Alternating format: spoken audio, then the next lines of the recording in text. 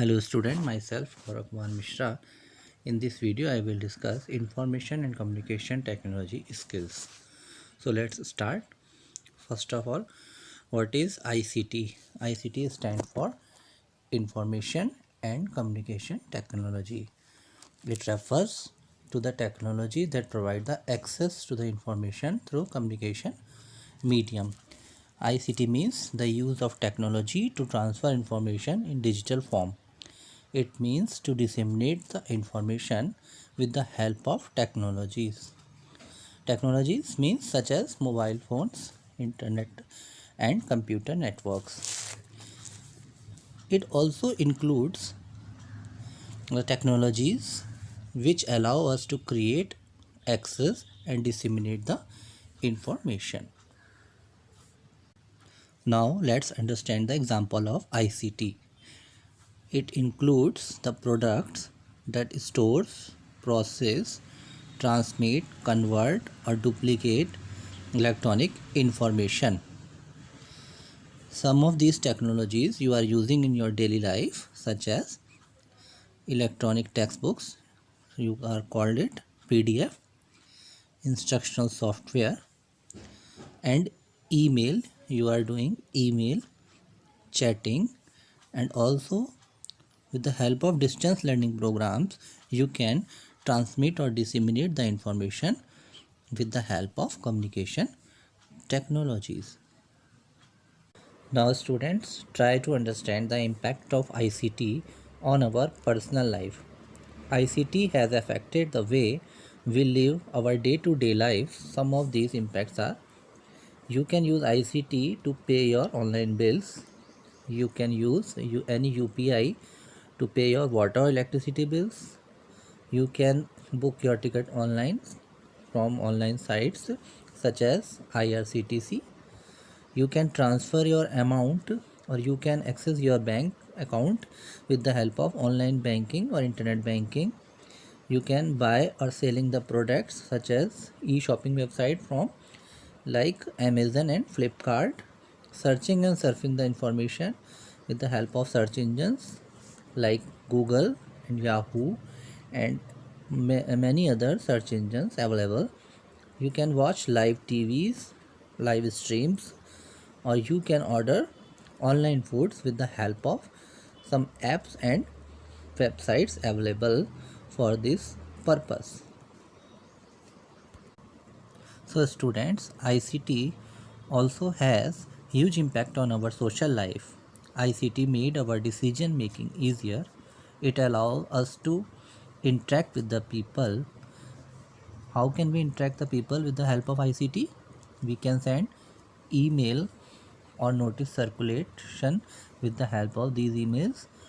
Latest updates on policies, intimation of meeting, you can intimate the meeting to your staff with the help of emails or WhatsApp message, and you can also arrange some meetings with the help of some apps for group chatting.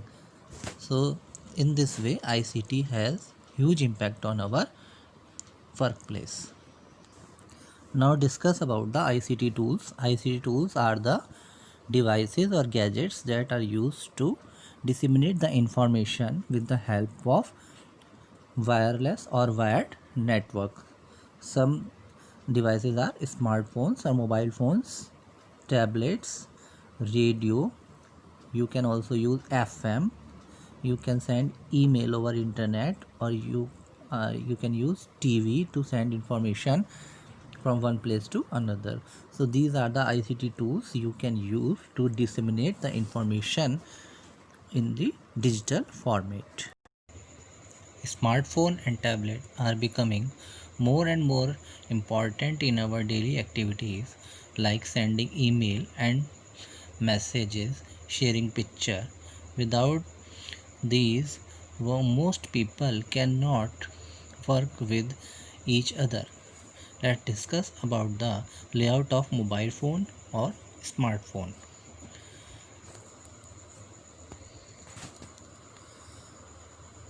There is a power button used to start or shut down the device.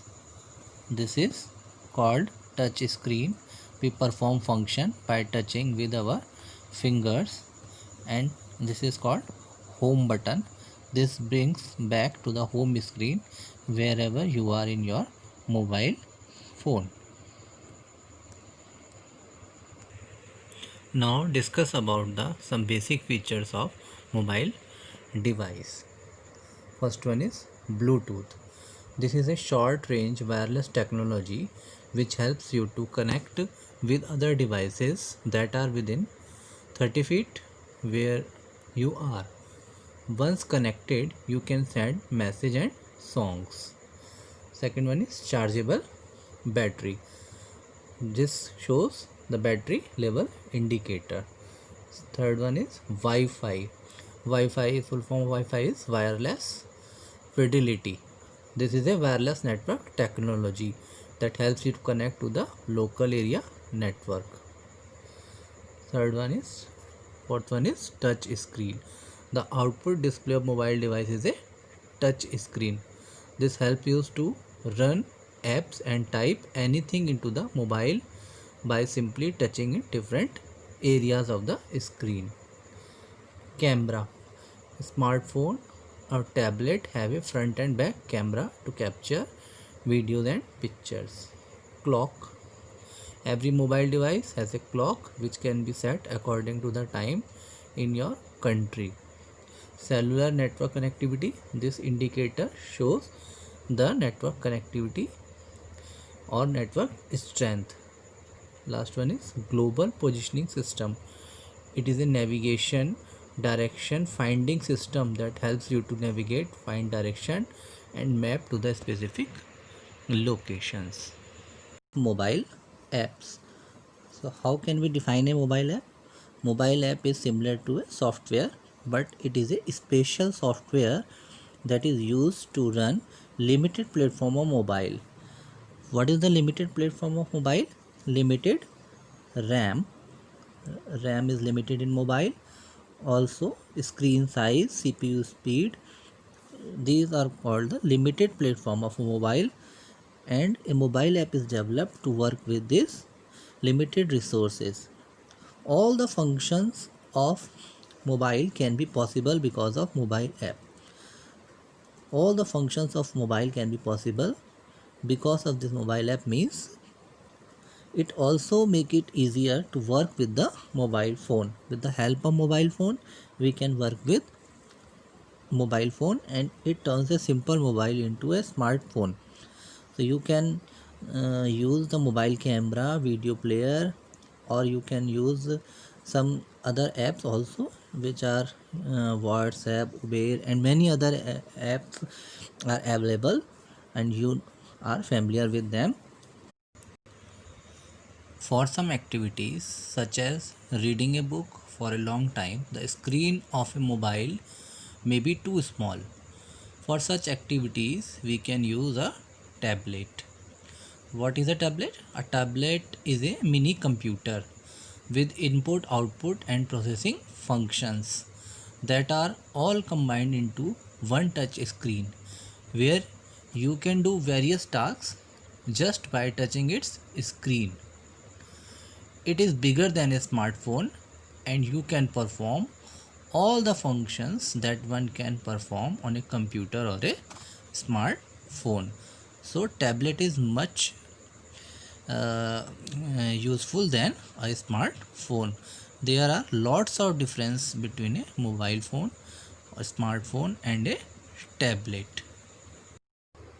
So let's discuss about the differences between smartphone and tablet. There are some basic differences between smartphone and tablet. First one is size of screen. Screen size of tablet is much larger than smartphone. Second one is storage unit. Storage. The storage capacity is more in tablet compared to smartphone. Third one is battery life. Tablet has more battery life compared to smartphone. Overall, we can say that the tablet is more powerful than a smartphone. A computer is an electronic machine that works very fast. It can accept data called input, manipulate the data called processing, and produce the result in the form of output. Now see the basic parts of your computer system. The first part is CPU. CPU also called central processing unit. There is a diagram of desktop computer.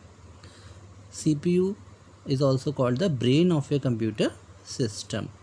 Here is the CPU. And input units such as keyboard and mouse, and output unit such as monitor and speaker. These are called parts of computers. Components of CPU. There are three components of the CPU that works together to perform different processing operation. First one is control unit CU. The control unit controls the functioning of different parts attached to the computer. And second one is arithmetic and logic unit. It is also called ALU. Short form is ALU. The arithmetic and logical unit, another component of the processor, performs arithmetic and comparisons operations. Arithmetic operations include addition, subtraction, multiplication and division. You can say mathematical operations. Comparison operations involve comparing one data item with another to determine whether the first item is greater than or equal to or less than the other item. So ALU perform addition, subtraction, multiplication and division. These are called arithmetic operations, as well as greater than, less than, equals to, greater than, equals to, less than, equals to. These are called comparison operations, yeah, logical operations. Third one is memory unit. What is the memory unit? Memory unit consists of an electronic component that stores instructions waiting to be executed and data needed by those instructions. Here are some input devices. Any data or instructions entered into the computer is known as input. User can input data and instructions using a variety of technique. So there are some input devices. First one is keyboard. All of you have seen the keyboard. A keyboard allow you to type the characters. A keyboard is an input device that contains the keys you can press to make your data to enter into the computer. Desktop computer keyboards typically have 101 to 105 keys. 101 to 105 keys. For smaller computers such as notebook computers contain fewer keys. A computer keyboard includes keys that allow you to type letters or alphabets. Next one is mouse. What is a mouse? A mouse is a pointing device that fits comfortably under the palm of your hand. The mouse is the most widely used pointing device on the desktop computer. So you can say mouse is a pointing device. There are basically two types of mouse: a mechanical mouse, which has a rubber or metal ball on its underside, and an optical mouse uses device that emit and sense a light to detect the mouse movement and does not have any moving mechanical part inside. Next one is microphone. A microphone allows you to speak into the computer. You can write on some computer screen with a special writing device that write with the help of your voice commands. Output devices Any hardware component that can convey information to a user is an output device. Monitor, printer, and speaker, etc., are some of the more visible and commonly used devices. Monitor. What is monitor? Monitor, it displays all the visual output that CPU produces after processing the input. Speaker, you can listen song with the help of a speaker. It plays back all the sound based on output. Printer, printer produces hard copy. It helps to print out the visual output on the paper as displayed on the monitor. Memory unit is divided into two storage parts: primary storage and secondary storage. The primary storage is the internal storage of the computer. It holds data temporarily while computer processes it. It is also called the main memory of a computer. Here I discuss about the parts of main memory of the computer called RAM and ROM. RAM. First one is RAM. RAM, full form of RAM is random access memory. It is also called the primary memory or main memory, that stores the data instructions temporarily in the computer. RAM is volatile memory. Volatile means it is temporary memory. It loses its contents when the power is removed from the computer. For this reason, you must save all the times you may need in the future. So, RAM is a random access memory which is volatile in nature. Second memory is ROM. ROM is also called read only memory. ROM refers to the memory chips storing permanent data and instructions.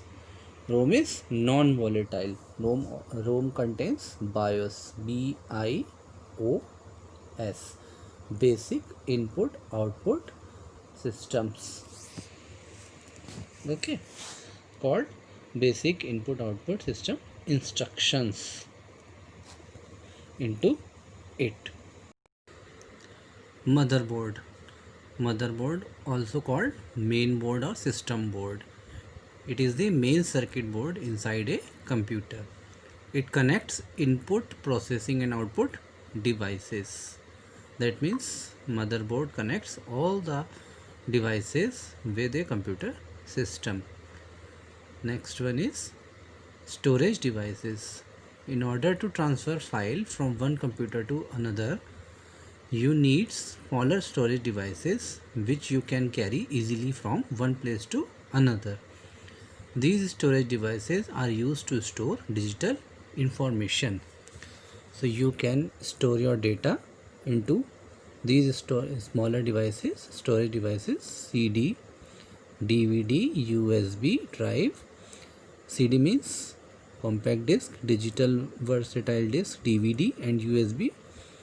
USB is very famous, universal serial bus drive. So you can use these drive to transfer data.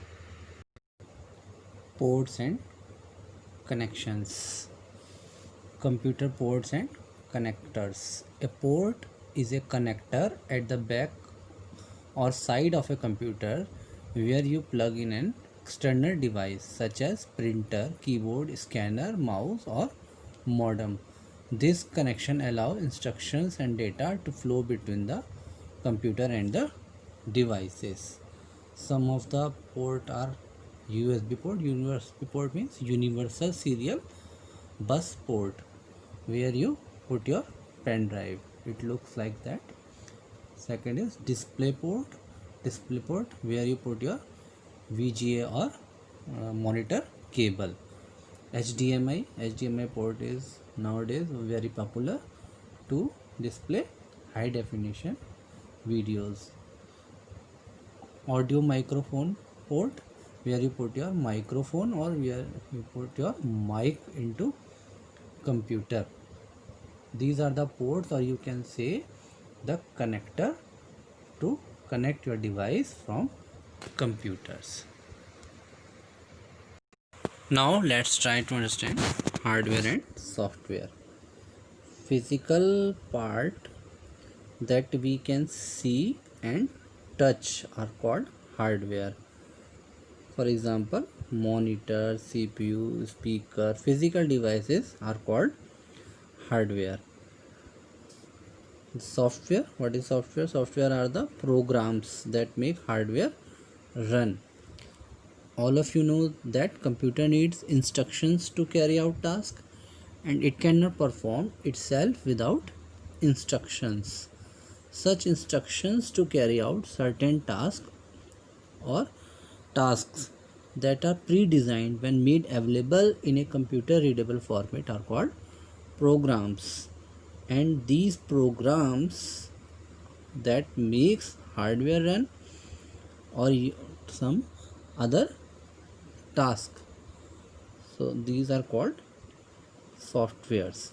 The most important software in computer system is operating system.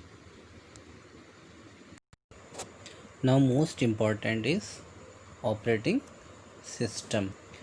An operating system, or in short is called OS, is a software program that deals with the functioning of the computer and its peripherals.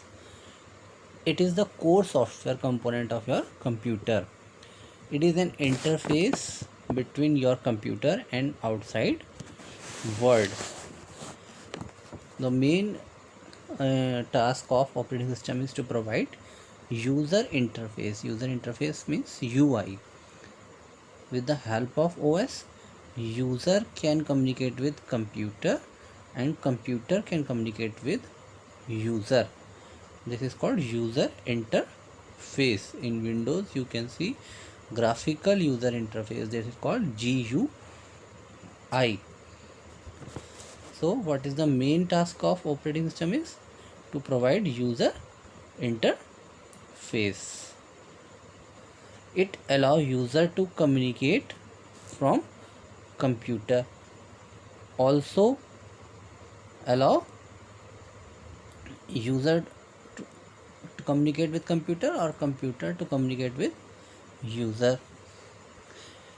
All major functions of computer performed and managed by operating system. Internet and its application. Internet has huge role in ICT. What is internet? How can we define internet? Internet is a global computer network. Global computer network means it connects and share all around the globe, and it has global reach. Basically, internet is a collection of small interconnected networks that are connected with the help of some protocols. Protocols means some set of rules. The major feature of internet is 24 by 7 facility. It available us for 24 by 7 to share the information. Now discuss about the some applications of internet, which is also called internet services. First one is websites. What is a website? Website is a collection of web pages. Web pages means web page is a document. It is a combination of multimedia, audio, video and images, etc. Or you can simply saw the text web pages also. Email applications, you can send email with the help of internet. All those email apps that is used to send or receive the emails like Gmail, Yahoo, Rediffmail, etc. Social media. Social media has a very important role in our life. Social media, what is social media? Social media that helps you to easily connect with your family, friends and others. For example, Facebook, Twitter, Skype, blogs, Instagram, YouTube. You can watch videos on YouTube. You can share your files, data and also chat with the help of WhatsApp. So these are the major services provided by the email. Electronic mail is a method of exchanging messages between the people who are using electronic device. An email address look like abc@gmail.com. Suppose it is a Gmail ID, so it is look like that, abc@gmail.com. The first part abc denotes the name of the user, and at the rate sign after that gmail.com. Gmail.com means the name of domain to which the user belongs. This can be Gmail ID, gmail.com. If it is on Yahoo Mail, that it is yahoomail.com, or any other domain on which email is created. What are the advantages of email? Email is a free delivery. It is global delivery. Instantly delivery means an email can be instantly sent and received by the recipient over the internet. File attachment means an email can include one or more file attachment, allowing a person to send documents, picture, or other files. Now discuss the process how to send and receive email. To send and receive an email message, you have an email ID on an email program, on a email program like Gmail, Yahoo Mail, on any other mail ID provider. First step is login with your email ID and password, and click on compose button to write a new mail. Then a screen will look like that. There are several parts of an email message. Now try to understand these parts. First part is to.